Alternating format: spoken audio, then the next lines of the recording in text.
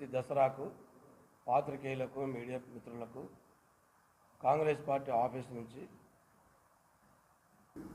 మేము దయచేసి మరొకసారి ముఖ్యమంత్రిగా ప్రమాణ స్వీకారం చేసిన చంద్రబాబు నాయుడు గారిని, వారి పార్టీని, వారి ప్రభుత్వాన్ని, కొత్తగా అధికారంలోకి వచ్చిన పవన్ కళ్యాణ్ గారిని ఒక 2-3 విషయాలు కోరుకోవాలనుకుంటా ఉన్నాను.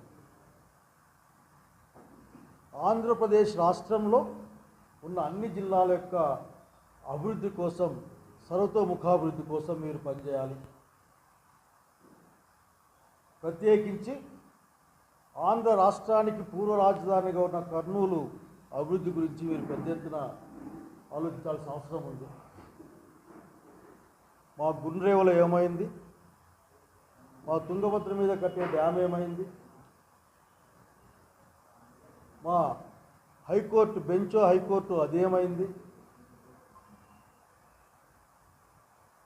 అట్లా ఇక్కడ రావాల్సిన ఇనుప ఫ్యాక్టరీ ఐరన్ ఫ్యాక్టరీ ఏమైంది,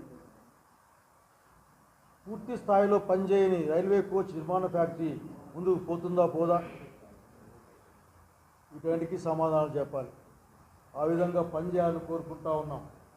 ఒక పెద్ద విజయం వచ్చింది కదా, మీరు ఏదో మేలు చేస్తామని చెప్తే నమ్మే మీకు అంత విజయాన్ని కట్టబెట్టారు ఈ ప్రాంతంలో. మిమ్మల్ని కోరుకుంటా ఉన్నా, ఈ రోజున కేంద్ర ప్రభుత్వం ఆంధ్రప్రదేశ్ ఎంపీల పైన ఆధారపడి ఉంది.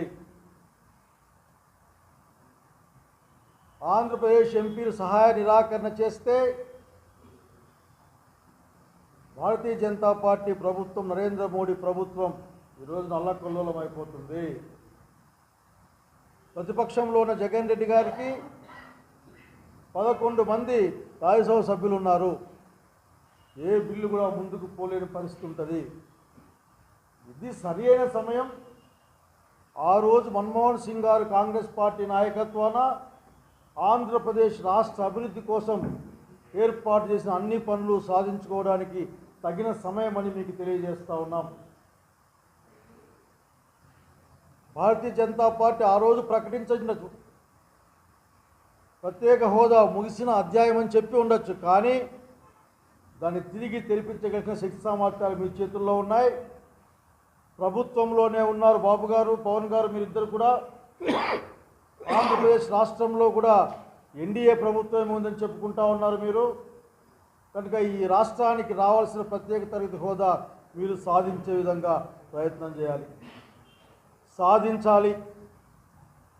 జగన్ రెడ్డి గారు, మీకు మంచి అవకాశం వచ్చింది. రాజ్యసభలో మీ బలాన్ని చూపించి బెదిరించే అవకాశం వచ్చింది. ఉత్తరాంధ్ర రాయలసీమకు రావాల్సిన ప్రత్యేక ప్యాకేజ్, బుందేల్ఖండ్ తరహా ప్రత్యేక ప్యాకేజీని తెచ్చుకునే అవకాశం